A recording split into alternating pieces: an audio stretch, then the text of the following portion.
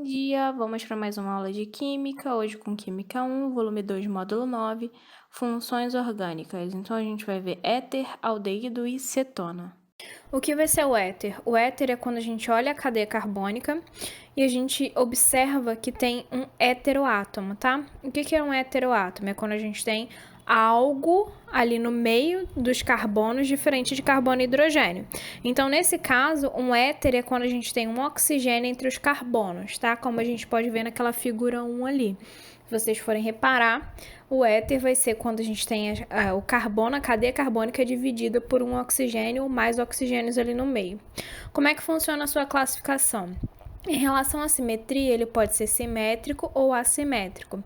Simétrico é quando você olha a cadeia e tem a mesma quantidade de carbonos de um lado e do outro, como por exemplo a primeira figura que tem ali. Se vocês forem reparar, tem 2 carbonos de um lado e 2 carbonos do outro no oxigênio, tudo bem? Então ele é simétrico. Assimétrico é quando a quantidade não está igual. Então se você já olha ali, você já vê que a quantidade não é igual. Então de um lado tem um carbono só, no outro tem 3 carbonos.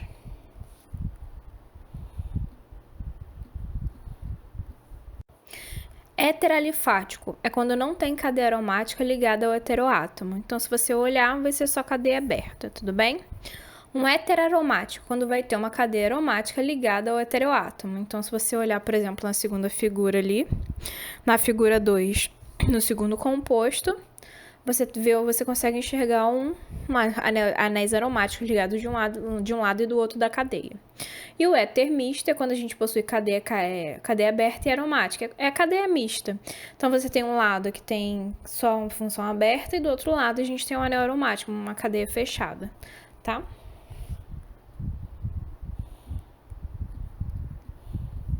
Como são as propriedades físicas do éter? Então, a polaridade deles, eles são pouco polares, tá? Porque eles têm mais carbonos do que oxigênio, então, consequentemente, eles são pouco polares, eles são mais apolares. Logo, por serem mais apolares, a solubilidade deles em água não é boa, eles são praticamente insolúveis em água. Em relação ao ponto de fusão e ebulição, eles não são muito maiores que os hidrocarbonetos, são tão bem parecidos com os hidrocarbonetos.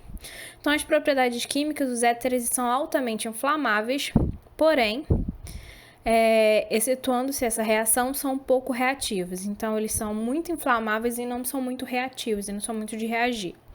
Então, se a gente observar uma cadeia de um éter formado de até 3 carbonos, aquele éter ali vai estar no estado gasoso. Se a gente olhar a cadeia do éter e ele tiver mais de 3 carbonos, aquele éter ali está no estado líquido. Se tiver mais de 20, aquele éter ali vai estar no estado sólido.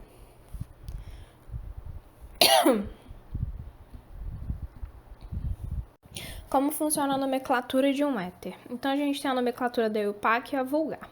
A do IUPAC, você vai nomear como se fosse uma ramificação. Então, você vai olhar o éter. O éter ele é composto por 2 lados. Então, o oxigênio é como se fosse um muro separando a cadeia carbônica. Então, você vai olhar essa cadeia.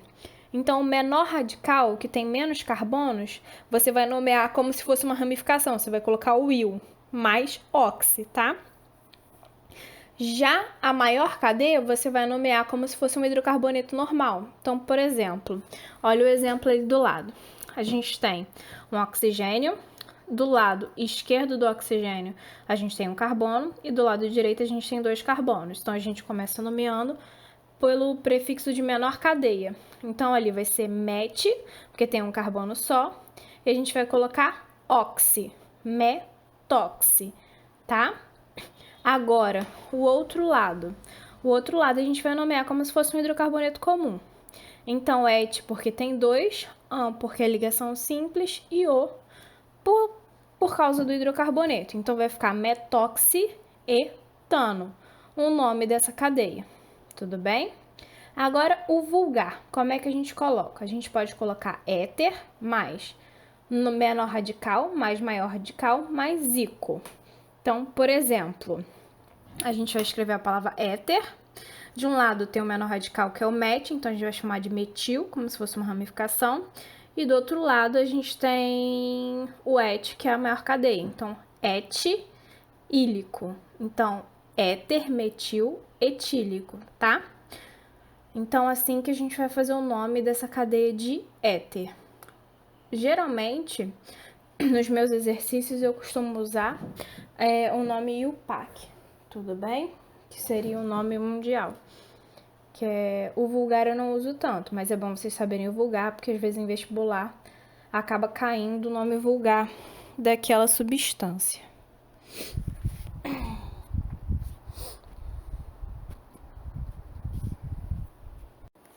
Aldeído. O que seria um aldeído? Quando a gente tem uma função orgânica que vai apresentar um grupo funcional carboxila na ponta da cadeia. O que seria isso? Quando você olhar aquela estrutura formada de carbonos e hidrogênios, na ponta da cadeia vai ter um dupla OH. Então, naquele carbono que está ali na ponta, a gente vai ter um dupla O ligado a ele, tudo bem? Para ser aldeído, dupla O só tem que estar na ponta? Sim. Se não tiver na ponta, não é um aldeído, tudo bem? Preste atenção nisso. Para ser um aldeído, tem que ter um dupla O ligado àqueles carbonos da ponta, ou numa ponta, ou na outra, ou nas duas, tanto faz. Então, a classificação. Monoaldeído são aqueles aldeídos que possuem apenas uma aldoxila. O que é aldoxila? Aldoxila nada mais é do que uma carboxila ligada na ponta. Eles chamam de aldoxila, tá? Mas o que significa isso? É quando a gente tem um aldeído que possui apenas um dupla O numa ponta. E polialdeído é quando a gente possui mais de uma aldoxila. Então, tem um aldeído, tem uma dupla numa ponta e uma dupla na outra ponta. Basicamente, seria isso.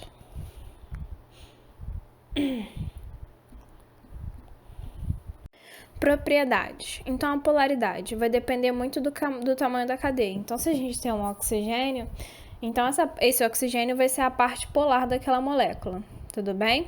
Então, quanto mais carbonos tiver a cadeia, quanto maior for aquela cadeia formada por carbonos e hidrogênios, mais apolar ela vai ser. Então, quanto menor for ela e mais oxigênio tiver, mais duplas de oxigênio tiver, mais polar vai ser. Então, a solubilidade vai funcionar do mesmo jeito. Então, quanto maior for a cadeia, mais apolar, menos solúvel em água. Quanto menor for a cadeia, mais polar, mais solúvel em água. O ponto de fusão e ebulição vai depender do estado da matéria. Então, se ela está no estado sólido, líquido ou gasoso.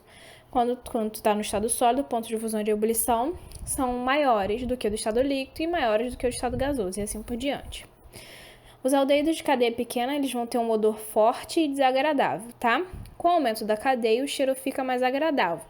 Tanto que os aldeídos são utilizados como odorizantes em perfumes, principalmente os aromáticos. Então, se a gente tem um aldeído formado de 1 a 3 carbonos, significa que ele está no estado gasoso. De 4 a 11, ele está no estado líquido. De 12 ou mais, que significa que ele está no estado sólido, tudo bem?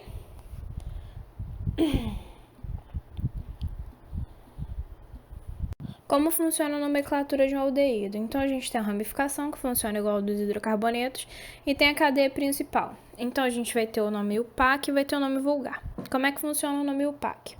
É só você colocar o prefixo, mais o afixo, mais o sufixo -al.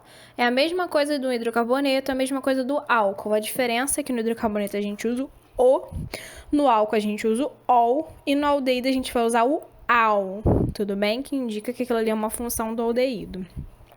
Já o nome vulgar é só a gente colocar aldeído mais o nome do radical mais ico. Então, vamos ao exemplo. Olha essa figura 11 aí. Então, a gente tem uma cadeia formada de 3 carbonos. 3 seria a prop, como só tem ligação simples entre carbonos, tá? Aquela dupla ali não conta como afixo, porque a dupla está entre um carbono e um oxigênio. Para contar dupla ou tripla, tem que ser entre os carbonos, não esqueçam disso, tudo bem?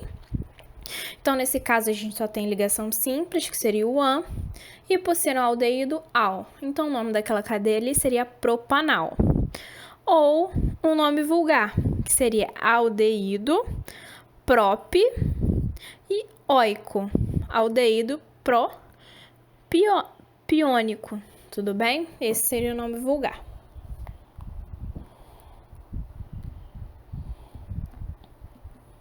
Agora a gente vai ver a cetona. Se vocês forem reparar, cetona e aldeído são muito parecidos. Qual a diferença? O aldeído dupla O, o dupla O vai estar na ponta. Então, a gente vai ter um duplo de oxigênios ligados na ponta da cadeia, naquele carbono primário da ponta.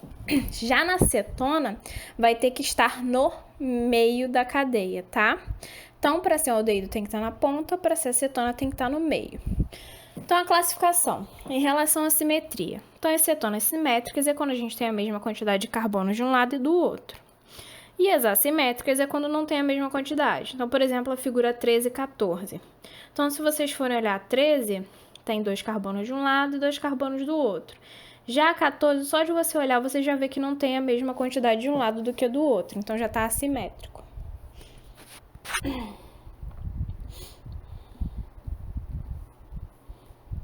Monocetona é quando tem apenas uma carboxilo, que seria o quê? Só tem um dupla O.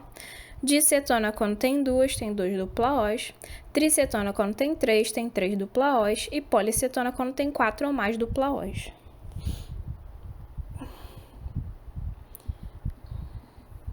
Como funcionam agora as propriedades físicas da cetona? Então, a polaridade também vai depender do tamanho da cadeia. Então, quanto mais dupla O tiver, mais polar vai ser a cadeia. Quanto mais carbonos tiver, mais apolar vai ser a cadeia. Tudo bem? Então, se tiver muito dupla O, significa que essa cadeia é polar. E se tiver mais carbono do que dupla O, essa cadeia é apolar. Então, em relação à solubilidade, é a mesma coisa. Quanto menos carbono tiver, mais solúvel em água vai ser. Quanto mais carbono tiver, menos solúvel em água vai ser. Em relação ao ponto de fusão e ebulição, quanto mais carboxilas, maior o ponto de fusão e ebulição. Quanto mais dupla O tiver, maior vai ser o ponto de fusão e ebulição, tá? Então, a cetona tem um cheiro forte e irritante. À medida que a cadeia aumenta, o odor vai ficando mais agradável, sendo assim também utilizado na confecção de perfumes, tá? Então, se a gente tem de 3 a 10 carbonos, aquela cetona vai estar no estado líquido. Se a gente tem 10 ou mais carbonos, ela vai estar no estado sólido.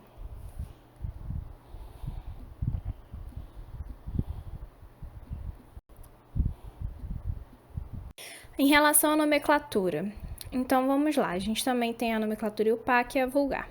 Ramificação do mesmo jeito do hidrocarboneto, tá? Que a gente dá as ramificações.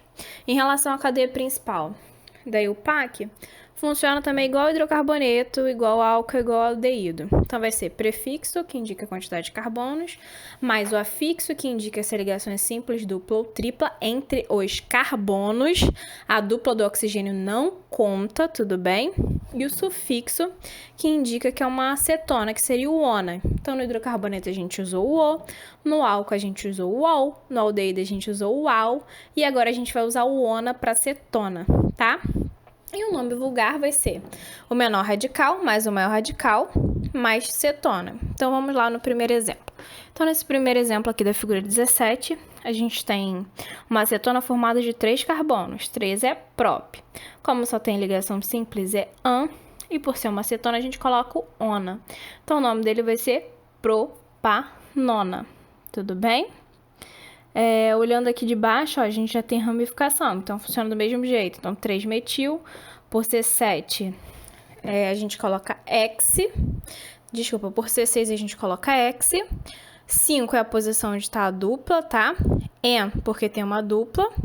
E 2,4 di, por quê? Porque a gente tem 2 dupla O. Ona, por ser uma cetona.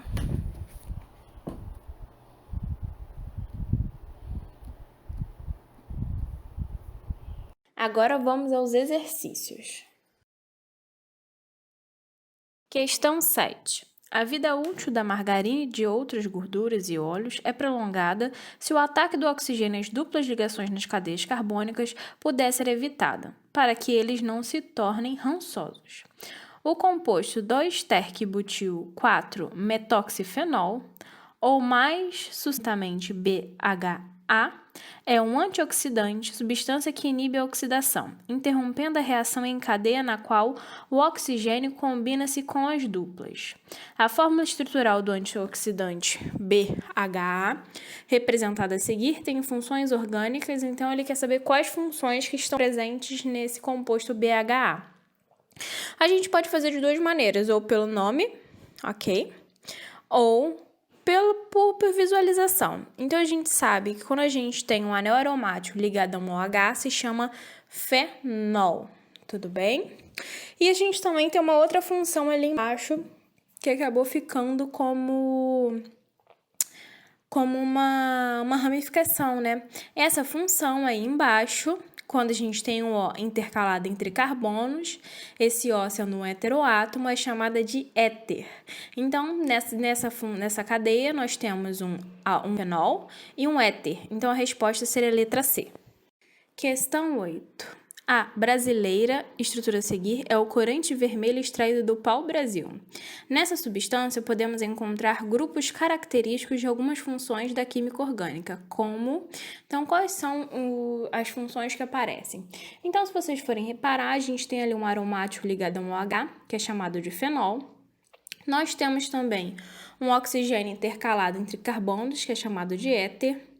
Nós temos um OH ligado a cadeias carbônicas, que é chamado de álcool, tudo bem? E a gente tem em 2 lugares. E nós temos também um dupla O ligado num carbono central, que é chamado de cetona. Ok? Esse OH que está lá embaixo, ele é um álcool, só que esse álcool ele pode ser chamado de enol. Enol é quando a gente tem uma hidroxila ligada a um carbono que está insaturado, que está fazendo uma dupla ou uma tripla, tudo bem? Então, é um caso específico do álcool que a gente pode chamar de enol. Então, nesse caso, seria a letra C a resposta. Então, a que está certa seria o que tem o fenol, cetona e éter, que são os compostos que tem nessa cadeia. O álcool também tem, mas não tinha nenhuma alternativa que tivesse a resposta álcool que estivesse correta. Então, pessoal, por hoje é só, tá? Eu espero que todos tenham uma boa aula, leiam a apostila, não deixem de fazer os exercícios e, em caso de dúvida, entre em contato comigo. Não esqueçam da nossa aula online, tá? Qualquer dúvida, é só falar comigo pela aula online.